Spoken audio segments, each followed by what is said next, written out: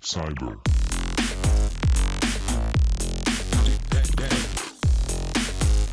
Coming up on today's show, we'll be discussing crackdown on scam texts, how Telstra is fighting back, the future of the internet, Australia's view to make a commitment to strive for a better internet, Russia's ongoing cyber attacks, how we can better prepare for cyber warfare. Joining me today is Tony and Abhi. Thank you so much for coming in. I'm really excited to talk about what we're going to talk about today. How are you both? Great, thank you. How are you? I'm good. Doing pretty well. Wonderful. Okay, so we're going to jump into our first topic today. Over the last 2 years, there have been a significant increase in the amount of random, unsolicited text messages claiming that you received a parcel or your bank that notified you of a payment. But now Telstra is fighting back against these scams. Let's take a look. We've all been receiving many SMS messages about a parcel being delivered to your house, a text message from your bank, or purely just a string of random characters that contain dodgy links. Scammers send impersonated text messages to compromise your account. They could acquire access to your email, bank account, or other accounts if they obtain such information. Telstra is responding by blocking text messages from scammers before they reach mobile devices. The telco has now rolled out an SMS scam filter in response to a surge in dodgy mobile phone texts. SMS scams have increased by 421% in the last year. Governments have been pressuring telecom companies to take action against illegal file sharing. Telstra's system scans text messages for suspicious content and blocks them if they appear to be spam. Scammers have been increasing their efforts to target Australians with dodgy malicious text messages that use a variety of clever gambits to get people to hand over sensitive information, even for money. According to the Australian Competition and Consumer Commission Scam Watch, last year Australians lost $100 million to phone scams. That's calls and texts, up from $48 million in 2020. Telstra says reports about malicious text messages to Android devices increased from 5,000 in 2019 to 11,000 in 2020. Since the implementation, Telstra claims to have blocked more than 100 million spam calls, but it's likely as they become more advanced, so will the scams. So, scam texts, annoying. We've all received them. I think they definitely are decreasing due to what Telstra is now implementing, but I'm keen to hear from both of you, what are your thoughts? I think spam and scam texts are everywhere. On an average, previously we used to receive 5 or 7 a day. Right now it's about 1 or 2 a day. I think more than a spam text, it's the calls that you get at 2 a.m. and you answer the call and suddenly it's like a random scammer talking in a random language. All they're looking for is your voice because they want to capture your voice recognition to crack your bank password or something like that. So I think, yes, it's good that Telstra is trying to block these messages, but we still have a long way to go. Definitely, definitely. And it's not solely restricted to SMS. We've seen it across everything. It started with email, of course. We've got SMS messages. We've got, phishing, voicemail phishing. Even, your WhatsApp accounts, you get messages from spammers. So wherever there's a person that can potentially do something, that, click on a link or whatever it might be, there's going to be an impetus for an attack there. And I guess back in the day, attackers used to attack large companies or enterprises or CEOs or leaders. But right now, anyone who has a phone is a target.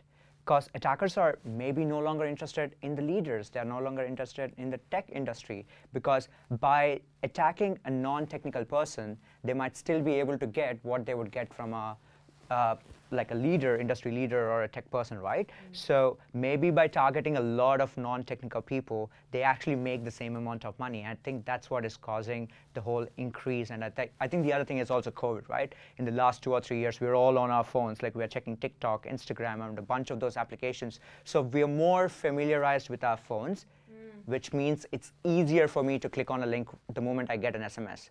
Maybe back in the day that wasn't the case. I would be at a coffee shop. If I got an SMS, I'd be like, oh, I'll check it later. Whereas now I'm not at a coffee shop. I'm on my phone 24 hours. So it's easier for me to click that dodgy SMS.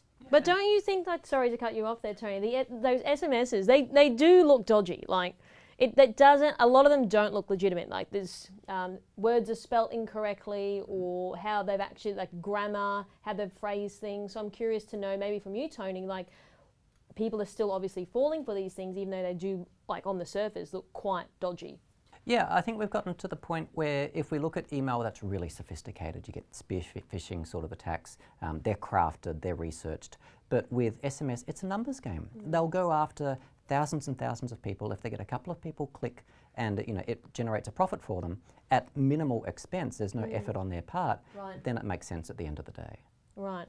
And so so if we look at companies that are impersonating large banks, for example, how does this impact sort of trust on these businesses, and how do you sort of recover potentially from these scam texts that are floating around in the market? I think, unfortunately, trust is largely gone. Whenever we get a message, whatever the platform, whatever the medium, from someone that we don't know, our default reaction, or for many of us, our default reaction is distrust. Because we're accustomed to seeing these stories in the media, we hear about it all the time, and we're always being told, whether it's user awareness training in the office or even things we're watching on TV, on the news, just don't click on things, don't open attachments, don't click on links. And I think that message is starting to get across, which is perhaps now why we're seeing such an increase in the SMSs, because people understand this about emails, but SMS is something that is kind of newer than if we compare it to something like email, for example. Right, right. And what are your thoughts on that, Abhi, as well? Yeah, I kind of agree. And SMS is like the new email phishing way to scam someone, right? Because when you get an SMS, quite often it's not the complete URL, because attackers are using some URL shortener or some dodgy way to send t.me/something, which looks like a legitimate URL, because in an SMS, in 160 characters, your trusted company or your bank account or OSPOS cannot send you the entire link. So because when you're looking for a legitimate link, you don't get the entire URL.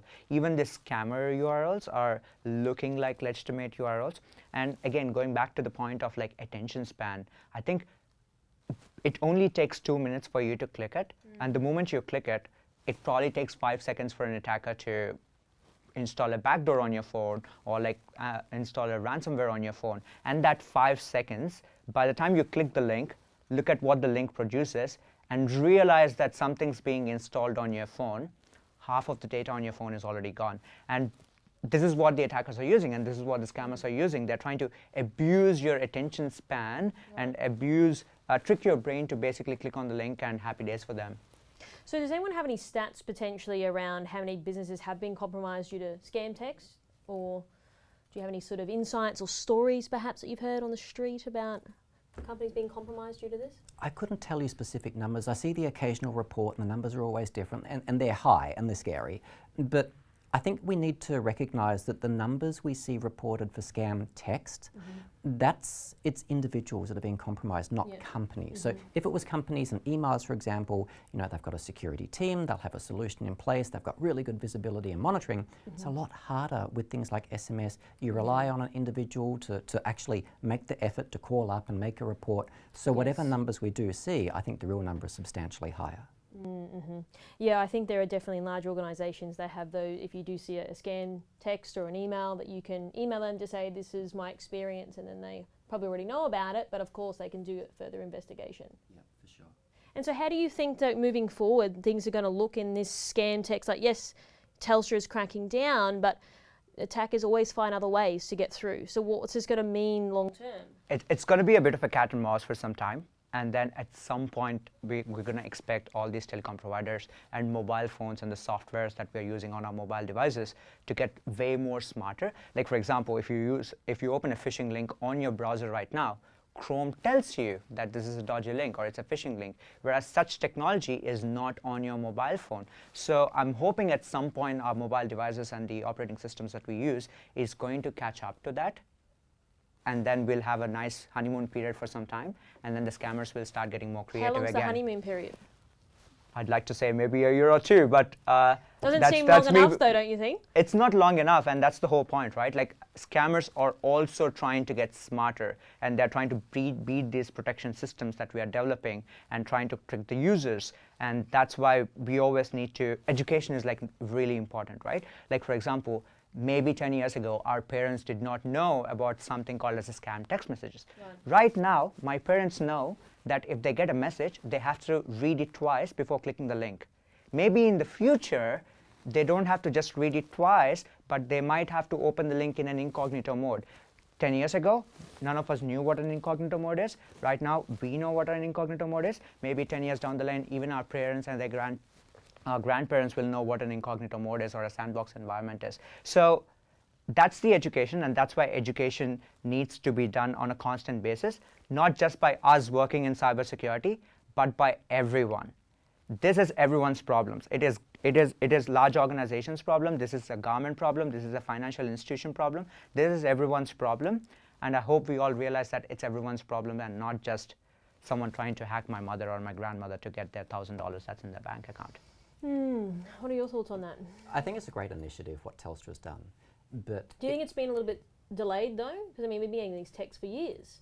well, that's true. I mean, it's better late than never, but it's not a case of they've got it now and security is solved. You know, Right. it's so easy for an attacker to, use a different phone number. This is the source telephone number it's coming from, and they can do that really easily. They can just, put a fake number. But then the words they can use inside the messages, they can choose anything they want. When something stops working, they can just go and change the words. So they can always up the game. They can always change and adapt. And so if the solutions that are being used to try to filter this are much like what we see in organizational environments, that, signature-based solutions, traditional solutions, I see this all the time when I consult with organizations. They've got these tools in place because I've been using them for a long time. They do work to a point, but there's always this gap of things that still get through. Right, and so would you say that, you just said before that obviously this isn't like a permanent solution, what Telstra is doing. Do you think people are sort of hanging their hat on that now? Well, I think security is always this thing that is multi-layered. There's no silver bullet, there's no one thing is going to solve everything. Right. And there is always you need the technology, but you also need the people, training, awareness. But if we're talking about the technology and, for example, Telstra, what they've done, it's a great first step. There's probably, if they go and review it when the time is due and say, look, how well did it work? What more can we do? There's always going to be opportunity to improve. And that's something that I really hope they continue to work towards. Wonderful.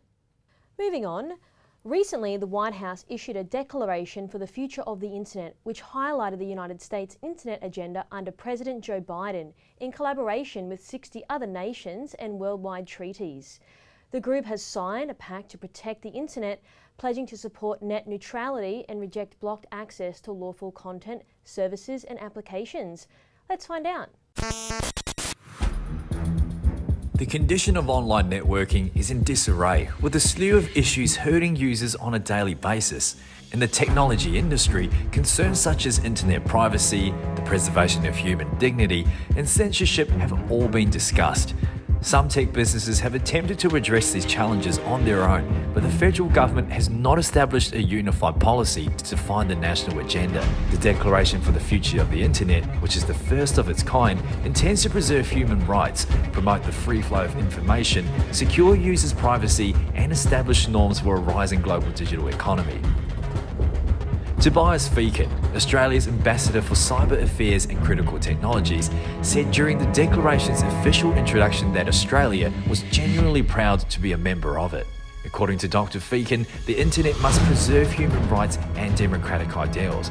However, major threats to these values have occurred over the last 2 decades, and this trend is continuing.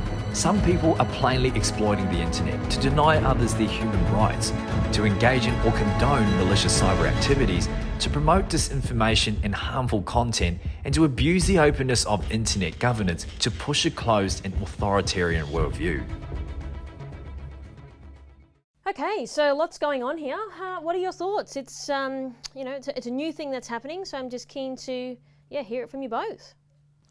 I think the internet is not the same as when I was a kid. When I was a kid, I think internet was this fun thing where you go online and learn something. Whereas right now, there's a lot of fake content on the internet, right? Like even when I read something, I don't know what to trust and I don't know what not to trust, whom to trust, whether it's actually coming from a legitimate source, or whether someone has a verified profile. And even if it's coming from a verified profile, is it actually that person who is sending these messages, or is their account hacked? So these are all the questions that we have when we go through the internet and when we go through the content on the internet right now, right? And that's why I think, in a way, it's good that some of these regulations are coming, and then we are trying to identify the differences between fake and what's real.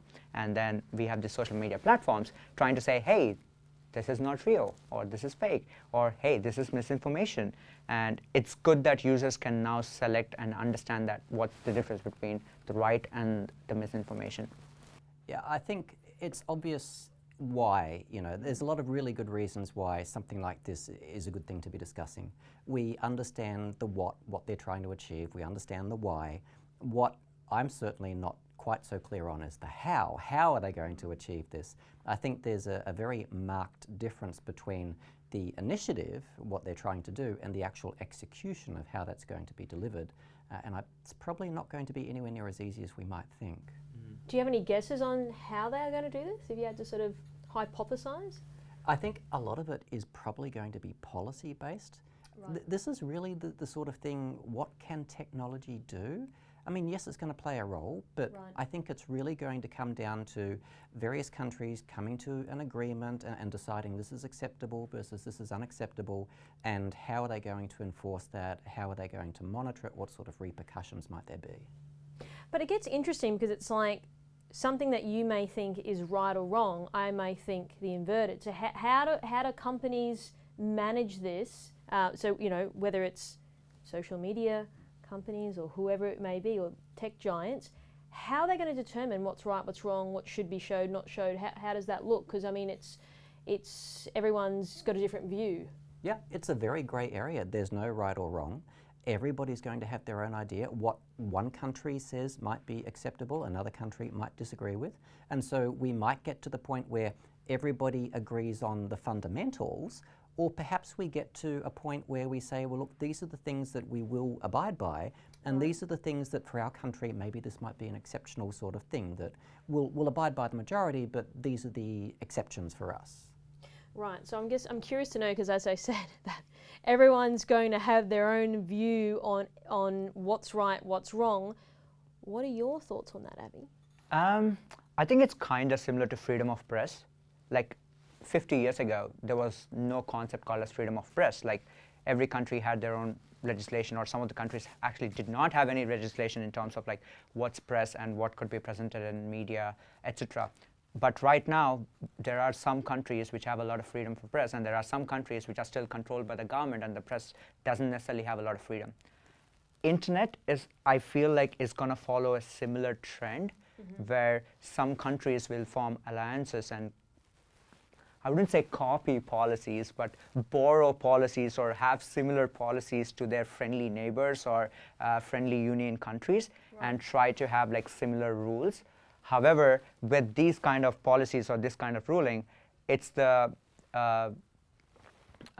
most popular opinion that goes forward. And if you have an opinion that's not in the popular interest of everyone else, it is hard for you to portray that opinion on the internet, right? Because maybe you have a different opinion that 99% of the audience don't agree, and suddenly the internet thinks that's not the right opinion, whereas maybe you might be this outlier, or you might be this mad scientist who has this really valid opinion, but the internet doesn't want to agree with you, so nobody's actually looking at your post, or nobody's actually looking at your opinion. So it's based on numbers, is that what you're saying? Yeah. So I feel like that's the trend that we can follow. So if 90 people agree with me, therefore, 90% of people agree with me, therefore I'm right because 90% of people agree. Is that what you're saying? Yeah, exactly. And then the thing is, like, because 90% of people agree with you, these automated systems or AI or data science works in a way that your opinion is right.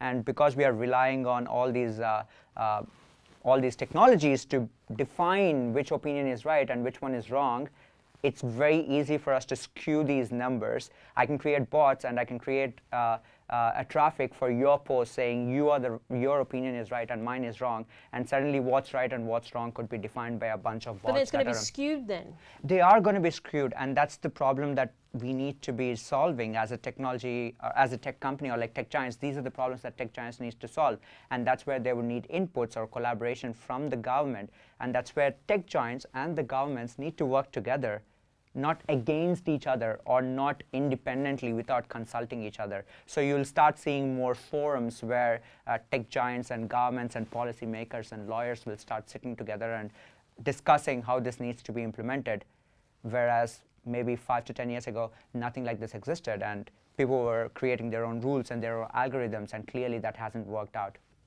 But don't you think that social media companies and tech giants, they basically, there's always loopholes. They just continuously change their terms and conditions. That's what we sign up for. That we basically waive the right to, if they want to change their terms at any point, that's part of, you know, being on the platform, and we just have to agree to that. So don't you think they can always get themselves out of these things to be like, oh, well, certain tech companies will say, oh, but it's freedom of speech, and then other people say, no, that needs to be censored or cancelled. So what does all this look like? And can you guys start to make sense of what's happening? It's a really muddy area. And I think we're really in a stage where, unless there is a violation of a very clear law or piece of legislation that they are actually violating and can be prosecuted for, then it will come down to it's a private company, and when you sign on as a user, you sign the end user license agreement, and that's the terms. They set the terms, unless there's something really fundamentally at a public level or a basic law level that just looks a little bit off. But it's going to take a long, long time to work out. But do you think this potentially may employ more trolls? I mean, we've seen the Twitter trolls and YouTube, like they're the worst comments, but then people can say, oh, it's just a freedom of speech. So are we disguising people's hatred, nefarious comments potentially for trolling? I think with anything, unfortunately, there is always the potential for it to be misused. And so it's a risk for sure. Whether or not that gives people any additional opportunity to spread falsehoods or serve their own agenda as compared with what we have in place today, really sort of, it's yet to be determined. It might be an opportunity for them to spread their disinformation tactics and whatnot, or it might be something that really does have some sort of, you know, teeth behind it that we can leverage. But again, it sort of comes down to, that would be the policy. But then if there is a violation of that policy, how do you prosecute? On the internet, tracing the source can be difficult. We can, you know, hide behind anonymity. Yes. Comments can be made in one country that might violate the terms in another, and there might not be treaties in place. So there's still a lot to grapple with here. What are your thoughts? You're smiling. Oh yeah, 100% right. Because like, you need collaboration between multiple countries, but it's just hard to collaborate because maybe, let's say there are 208 countries, maybe 190 countries are signing a treaty saying, okay, this is right, this is wrong, and this is a crime. What about the other 18 countries? Maybe attackers will start using those 18 countries to generate traffic to start abusing all of these 190 countries. I know it sounds ridiculous that you have 18 countries trying to abuse 190 countries, but on the internet, it's possible. Because all you need is a bunch of data servers, web servers, and a bunch of bots for you to create any amount of traffic that you want. And that's the hard problem to solve. And that's why, going back to my point, governments, lawyers, legislations, and tech giants to sit together and try to figure out what's the best way to solve that problem. Because one of the hardest things, as Tony, you mentioned, is traceability. Like, it is very hard to trace where a comment is coming from. It's very hard to trace where a tweet is coming from. And Well, you can disguise it. yeah, you can 100% disguise it, and that's also another thing, right? Like, maybe it's a bot, but maybe it's a real person with someone else's identity that died in 1997. Unfortunately. That's true. So would you say that businesses are concerned now about the state of affairs that sort of being unveiled to us and what's potentially going to happen? I think businesses have been concerned for a very long time. Since the internet started? Basically, Yeah. and I think for very good reason. If we all sat by and said, it's okay, we're safe, there's nothing to worry about, well, that would be doing not only ourselves but our customers a very great disservice. So some sense of, you know, distrust is healthy, especially if we're talking about cybersecurity. How much, you know, how far we need to take that, it's really up to the organization's risk appetite, but it's just a natural evolution of the technology and how it can be used, and then by definition how it can be misused. Wow. And actually for businesses to accept their faults, like sometimes I've seen businesses making tweets saying, hey, this is misinformation, this is not us. So you don't have to be shy in accepting that, hey, this is misinformation coming from someone else looking like us, and telling your customers that, hey, this is a bot or this is a fake account, rather than thinking about, oh, what would happen to my reputation if I tell my customers that there's a fake account like with my company's name. So there are still companies which have that mindset, and they need to kind of come out of that mindset and be more open and basically adapt to what the internet is offering, right? Because again, we didn't start using the internet. We all started using the internet. Now internet is a part of our lives. So even companies should understand that it's a part of their customers' lives too, and start accepting their faults if there is any of them. So do you think the issue is just going to get worse? Because, we've seen even the last decade on how crazy it is. It's a wild west out there. The comments that people leave, for example, saying, oh, well, no, it was a freedom of speech, but therefore it was quite a harsh comment. What do you think is going to end up happening? Like, do you think that what we're discussing here today with all these countries coming together is actually going to do anything? Or do you think that it's so far gone that we've just got to try to do the best we can? I think people will start relying on platforms which align with their opinions. Like, for example, we might see that some social media platforms start working with the government, and some social media platforms may not work with the government and actually offer that freedom of speech. And suddenly you'll see a mixture of audience relying on one platform versus the other platform.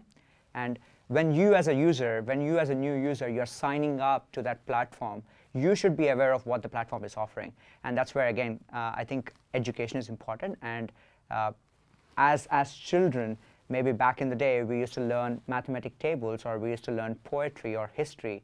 Maybe we need to learn about the internet. Maybe from like 5-year-old, 6-year-old kids, when they're being given iPad to watch Baby Shark videos, they should also be told not to read the comments, because maybe there is some abusive content in the comments. So maybe start understanding how the platform works, and if the platform is working according to your opinions, then offer that to people who are using the platform. And if it's not, if it's actually a platform with wide variety of opinions, maybe start using the platform with the mindset that you are going to see some hate comments. I know it's a very harsh statement that I just said, but unfortunately that's the reality. That's true. Wow. Any further comments on that one, Tony?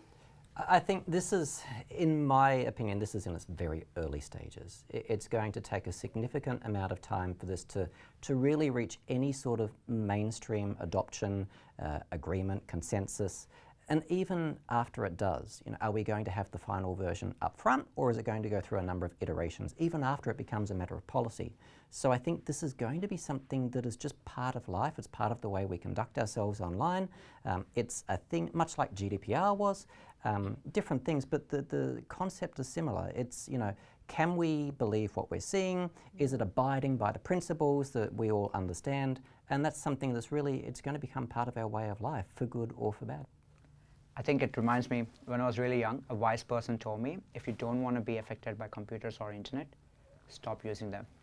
I know it's a funny line that this person told me, There's no one out there on the planet that is not using the internet or a phone or a computer. That is true. That is true. Like, even my grandparents use like a computer.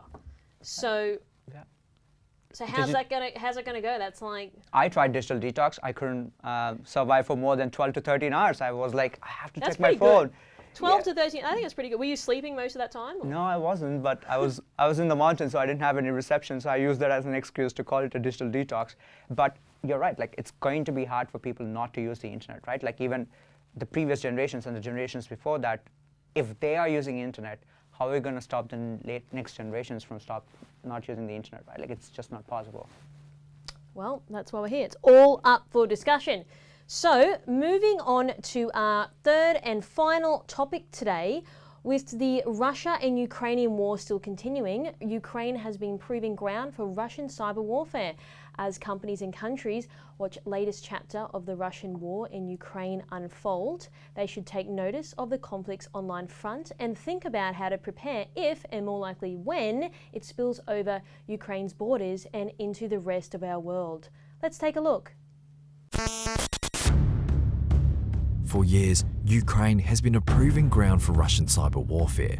As companies and countries watch the latest chapter of the Russian war in Ukraine unfold, they should take notice of the conflict's online front and think about how to prepare if, and more likely when, it spills over Ukraine's borders and into the rest of the world. So far, Russia's cyber attack against Ukraine has proven to be more covert than many thought. Moscow-backed hackers have launched more than 200 cyber attacks against Ukraine, including roughly 40 devastating strikes against the country's government and crucial sectors. According to cyber specialists, the data indicates that Russia's cyber operations in Ukraine have hit a depth since. Despite having the power to execute more devastating cyber attacks, it has opted to inflict less harmful cyber attacks for the time being. While the research shows that there is more cyber activity than earlier data suggested, it also demonstrates where the Russians choose to focus their efforts. Many analysts, including policymakers and intelligence officials, projected that the Kremlin would unleash enormous and catastrophic cyber attacks against the West when the invasion of Ukraine began in late February, especially in light of the crippling economic sanctions imposed on it.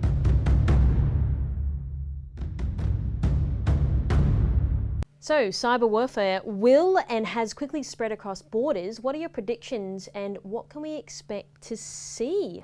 Over to you guys. There is so much we could say here. It's something that I've certainly had customers ask me about this particular topic for quite a while now. And it's something that continues to evolve. It's not static, it's really, really dynamic in nature. And there is the element of wait and see, what are we seeing right now, and then respond to that as we see it. But it's something that there were predictions made when it sort of first kicked off. Right. And some of that we've seen, but it hasn't... What were the predictions, if you wouldn't mind just sharing? Well, specific attacks, we see an increase in the volume of attacks against specific parts of the world, in specific industries. But then there are also elements that maybe is not exactly that we were expecting. So a lot of people thought there would be like really, really sophisticated attacks, full-scale assault. We haven't really seen that so far, and there's a number of different opinions as to why that might be.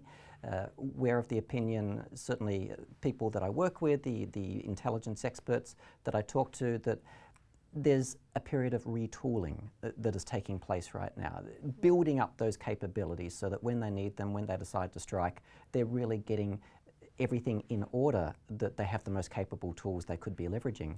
And they perhaps don't really have the need to be doing that right now. Right, okay. Abhi? I kind of agree with Tony. I think before this all started, maybe we were expecting a billion things to happen, and we have only seen a million things that are happening right now. But it doesn't mean the other stuff is not going to happen, but maybe they're preparing themselves. Maybe they're doing some reconnaissance, because what we have seen in the last 2 to 3 months is just a teaser of the entire movie, if we were to use a movie reference. And I think another thing that's most important for us to know is, like, it's not just 2 countries. So a lot of companies made an assumption that, oh, if we don't have data centers in Ukraine, we'll be fine. Or, oh, if we don't have employees in Russia or Ukraine, we should be fine. But that's not the point. It's not the point about just 2 countries, but it's about the impact that it has on the rest of the world and on all of the companies that are, in a way or the other, impacted because of the users or employees or customers in these countries. And if there is any company, large tech giant right now, who hasn't thought about this, it's not too late. They can start having a policy. They can start talking to some experts and start working on what they would do if there is an attack. But if they don't think this is serious right now, I think they're mistaken. Do you think people are thinking that it's not serious? I do think there are still people who think it won't impact them. Why do you think that's the case? I wish I had a great answer, but I think some of the people think, I think a lot of companies think, oh, we don't have employees in Ukraine or Russia, or we don't have data centers, or maybe we don't have customers in Ukraine and Russia. Why is the geopolitical situation going to impact me? Right. But the thing is, it's going to impact almost anyone and everyone who uses the internet, right?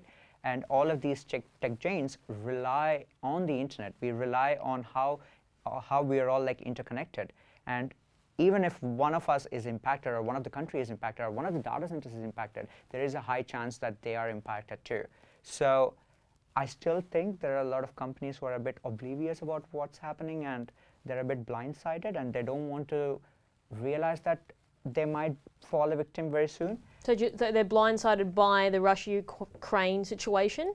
Yes. Right. Yeah. Gotcha. And they also think like, oh, because it's only 2 countries fighting against each other, nobody's going to attack us, but that's probably not the case. So the customers that you're speaking to that you mentioned earlier, do they feel exempted from this situation, whether they're in Ukraine or Russia, or it doesn't matter? What are they saying? I think there is a general level of awareness that this is something on the world stage and it affects everybody to some degree. Yes. Because if you consider some of the industries that are being attacked, critical infrastructure as an example, even if one specific industry is attacked, there's this international supply chain flow-on effect that so many other people upstream or downstream can also be affected. And we're seeing that with some of the attacks coming out. So the people that I'm talking to, even if they're not being attacked today, they know that it's something they need to be planning for, and they're asking for advice. What do we do when the time comes? What should we have in place? So I think getting those conversations, you know, the initiative behind the conversations is a good thing to bring awareness to the fact. Do you think the awareness is there at the forefront now because of the fuel prices and the cost of how much things are and the inflation, all that? A lot of these things have had a flow-on effect due to what happened with the Russia-Ukraine situation. So do you think that now it's really in front of consumers and businesses' faces, they're going to start paying more attention to it? Yes, and I think there's reasons for and against that. Okay. So yes, we can see by the stories we see on TV, the prices in the supermarket, all that sort of thing, we can see the direct impact. So it's something that we can relate to. Yes. But then on the other hand, there have been countless advisories by the FBI and various country-specific advisory boards saying, look, you should be on heightened alert.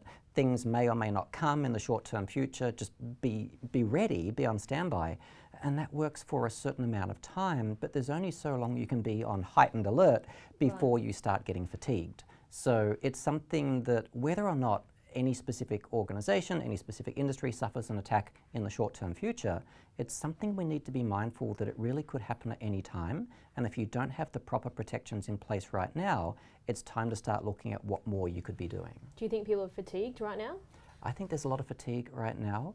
We're seeing so much in the media, we're reading so many stories, and it's really hard for the average person, working inside a security team, trying to protect an organization, to figure out what's relevant for them and what they should be prioritizing or reading, because there's just a deluge of information.